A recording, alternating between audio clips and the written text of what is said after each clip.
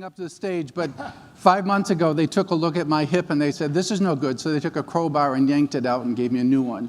So I hobble a little bit. Well, let's see now, 10 years ago. So where was I? A lot has happened during that time. I'm actually going to talk about kind of the obligation, responsibility, opportunity to tell ongoing stories with regard to the benefit of the next generation of what's happening. So I won't go into a lot of detail about this, but about 16 years ago, I had a health diagnosis that kind of stopped me in my tracks for a second. I had to rethink things in terms of where I was going to go. I was 51 at the time. And I was told, well, you've had a good life, get comfortable, sit in the Barca lounger and kind of watch things from a screen. That didn't rest very well with me.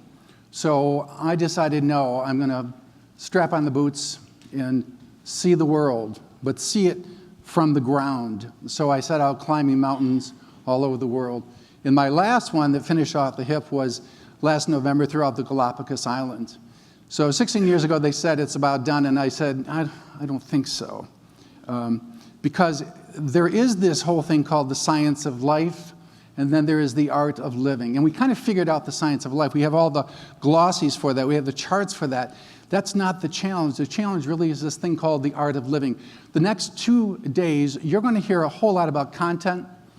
You're going to have context from the perspective of the storyteller. But the texture part of it, which is the art part of it, that's going to be yours.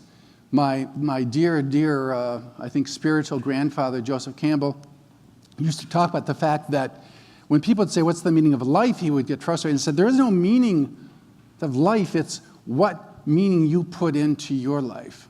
So the exploration process of setting out to find out, and you can't do it from a Barca lounger, you can't do it from in front of a screen. So I'm going to go through with you a little bit about this and some of the lessons behind it as we take a look. Okay, so listen, this happens to me periodically.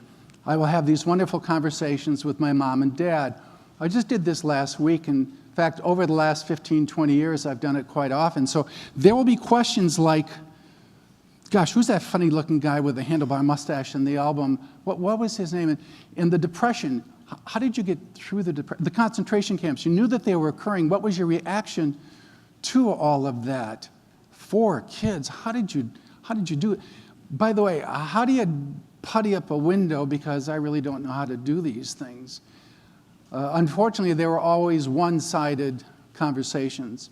My father passed 30 years ago. My mother passed 20 years ago. So I have all of these questions for them. So it dawned on me, all of my beautiful children, my son Derek is in the audience, they're all in their 30s. So I went to the kids and I said, ask me the questions. Ask me anything you want, and I'll tell you. Open book, anything you want to know. So these beautiful, bright kids, nothing. Not a single question. And then it dawned on me, wait. It's not their responsibility to ask me the questions. It's my responsibility to give them the answers. You don't know what you don't know. So as I go through this journey, I realize that the journey is not mine. My mantra is Tanam, which is, this is not about me. So I have been very, very fortunate in terms of the journey I've been able to take since people said get comfortable. So I've traveled the entire world, and I have amazing experiences. And then I come back and I say, what was that all about? Well, part of it was that I left the village of someday. You know that village? We get really, really comfortable, and you say to yourself, well, not right now, but someday when the kids grow up, well, not really right now because finances are tight, so someday I will do this. And all of a sudden you turn around and you've got the twos, too fat, too old, too tired, too poor. And then something happens that makes you realize that life is too short. So I left the village of someday and went out to explore. And again, following kind of Campbell's work, the idea is not to just go on a quest. That's selfish. The real joy of a quest is not only the summit, but bringing back the boon, bringing back the treasure, and sharing the treasure with all of the people around you. So that's what these 2 days are about. They're about the art of living. The people that you're going to hear are people for whom they were told forever and ever, no, it can't be done, and they said, Oh, yes, it can. Oh, yes, it can. So they applied their texture to the context and to the content. So, villages and the voice of the village elders. I kind of quickly will go through this, but one of the first things I did with Derek, with my son, we went off to Alaska and got certified in technical climbing. It was actually kind of fun because I said to my doc, I'm going to do this. And he said, well, Michael, you know, you're not 20 anymore. Michael, you're not 30. Michael, you're not 40. Michael, you're not 50. I said, I get it. Are you telling me that it's impossible for me to do this? And he said, well, no, but it's highly improbable. Oh, listen, understand something. That possibility has to do with physics. Probability is all about spirit. It's all about spirit, and you own that. So don't let anybody tell you what you can't do if it's within the realm of possibility. So we went off to Alaska. A couple lessons there. Training. I was still on medication, and I remember a couple days where I didn't know if I could take 3 steps. The snow sometimes was right up to your waist, and I realized I don't have to take 3 steps. I have to take 1 step. So all I have to take is 1 step. Also, coming to a big crevasse, it's the end, we're almost hitting the summit, and I'm looking at this 6-foot crevasse. All it takes is a little hop, and I'm over it. I don't have a little hop left to me. And I remember thinking, I can do this, I can do this. Well, most of the accidents in mountaineering occur in the last 50 yards. I had a wonderful guide who said, Michael, you don't have to do this now. We can sit and rest. So the importance of knowing when you have to stop, when you need your rest stop, was critically important. So many lessons from that, but that was some of them.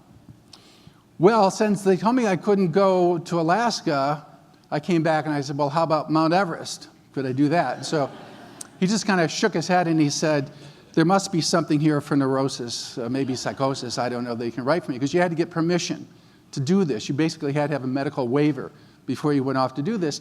And the intent for me wasn't to summit. The intent was to go on the journey, to go to Nepal, go to Kathmandu, to go as far as I could in terms of what I would see, what I experience. And this photograph I took from the summit of Mount Kalapatar, which when you see iconic pictures of Everest, this is what you see. Now, when we left in the morning, it was foggy, it was snowy, it was cold, and you never know what it's going to be like. I could have reached the summit, looked out, and it was a blizzard, a whiteout, and I didn't see anything. It still would have been worth it, but I got to the summit. I've never seen sky like that before. If you don't take the steps, you're never going to see the sky. So I learned a whole lot from that. One of the most important things I learned was to get rid of the Y chromosome, get rid of the macho. So a wonderful, lovely Sherpa, Angnima Sherpa, and we're trekking on in, and we've gone probably 100 miles at this point, and I'm pretty tired, and Angnima comes up to me and he says, Michael, give me your pack. And I said, oh, no, I'm fine, thank you very much.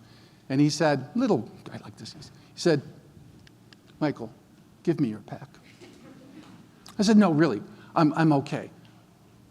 Michael, give me your pack. Thank God he asked the 3rd time. I was exhausted. So I gave him my pack. The next 4 days when I came out to get my pack, it wasn't there. Angnima had my pack. He carried my pack. The 5th day I came out, leaning against my tent was my pack. What was the most important thing he did for me? He gave it back to me. It was my journey. He didn't carry it. He said to me, listen, in my world, we're the same. I have energy. You don't have energy. We have energy. We have collective energy. As a team, we can do this. Don't worry about this. This is why we are here. So I went to our guide from International Mountain Guides out of Washington, and I said, what do I do for him? Do I give him another $100? Do I give him $1,000? This is wonderful.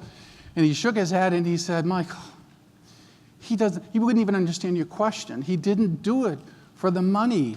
He did it for why he said he did it, because he is you. You are him. So, you know, I might be an old Swede who takes a while to learn things, but wait a second, didn't my mom tell me that a long time ago? That you do things because it's the right things to do, because we're all in this together. So I learned that from Angnima along with a whole lot of other things. Well, then I decided, I'm a big Hemingway fan, I write some books, so I decided the snows are melting in Kilimanjaro. So I set off for Kilimanjaro. By the way, anybody here? Oh, I know there's people here who've done Kilimanjaro. You go through all 5 climate zones. So you start off in a rainforest, and you end up on a glacier at the top. But that's not the journey. The journey is what you learn, what you experience, what you think, your fellow travelers. I remember as we're climbing up mountains, Reggie Moshi, our guide, would say to me very often, he would say, "Pole, pole, papa. Pole, pole, papa." Anybody speak Swahili? Pole, pole, papa. Slow down, old man. Slow down, old man. He said, "You're looking at your boots, man. Quit looking at your boots. That's not your journey.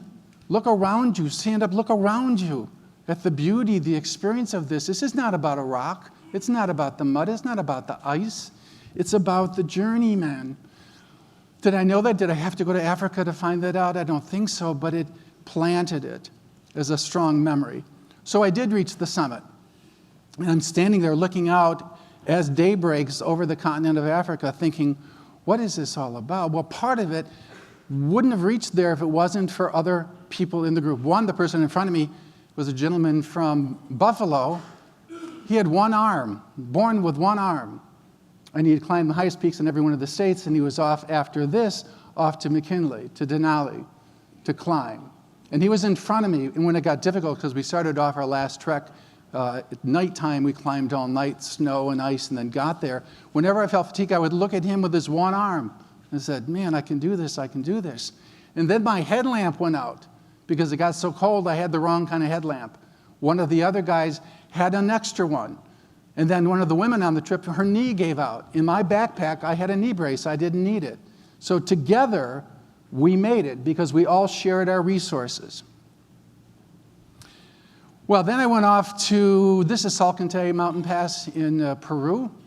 There's all kinds of lessons associated with that particular experience. One is the importance of guides. What you're actually looking at, if it was a motion picture right now, you would see it's an avalanche. So we're in the Andes, and we're moving through the pass. We're at about maybe 15,000 feet. And all of a sudden you hear rumbling, you think it's a jet. It's not a jet.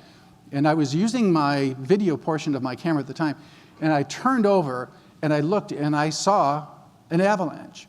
And it was coming directly at us. I would use the video, but I can't get all the expletives out of the video. But I remember just freezing, and then I looked over and I saw Jaime, our guide, with a little smile on his face, because what he knew, what I did not know, is that there was an ancient volcanic lake between us and the avalanche, and all of that was going to go right into the lake. Having guides, having people who have been there before, who can share, who can help you with your journey, not take your journey, but help you, is critically important. That's what you're going to get the next 2 days. People who have done the journey who will say, "Watch out, oops, that is an avalanche." Or "Watch out, no, that's okay, don't worry about that, we can move forward with it." Well, this one is just too much. All the other photographs are mine. This one was taken by a very talented photographer, Ian Lauder, who, by the way, wore a kilt throughout the entire experience of this. Amazing gentleman. And he took this picture, and if you've been in the southern skies and you've seen that, it is just the most miraculous thing imaginable. And for me, this is a reminder of the little kid in us. I stood out, I looked at that like I was an 8-year-old little boy on Lake Erie looking at a starry night in the 1950s. It was immensely beautiful. It just washed over me in a deeply spiritual, without bricks and mortar sense, to have that. To allow the little girl, the little boy, to just ascend as you go through your journey. Well, then I was on to Machu Picchu. The thing that's interesting about this in terms of lessons is I was 3 days away from the same journey the year before, and I got hit again with a pretty serious illness that resulted in my being hospitalized and having major surgery. So somebody said, "Well, that must be the end of that dream." And I went, "Oh, no, no, no, no." So I went home and I put my screensaver on my computer was Machu Picchu. And every single day I looked at that in terms of my vision, my dream, what was going to happen. Well, it came true. I went there, I took 1 million pictures. And then my most favorite picture I took was this picture. And then I got back and I said, "Well, wait a second, that's pretty familiar." I took the exact same spot that I had on my computer monitor that whole year. hold on to your visions, hold on to your dreams. You're going to have stumbling blocks. Some are going to seem insurmountable. Sometimes people are going to say, you can't do it. I so encourage you, you move forward with it. I'm going to finish with this one. And this was in the Galapagos. It was the very first day I was on the Endeavor, the National Geographic ship. So it was all photographers. We had just had a horrific loss in our family, the death of a child. And so everybody's grieving and dealing with this. And then this is 3 weeks after, and I'm on this trip. I go onto the deck, and I'm all by myself on the deck. And I look, and all of a sudden, this is what I see. It doesn't quite touch the ocean, but it just hovers there. I don't care what your preferences, what your beliefs are. You need some level of spirituality in your life. It doesn't matter if you worship bricks and mortar, if you worship grass, if you worship, I don't care. But accept the fact that there are forces that you can harness to help you with this journey.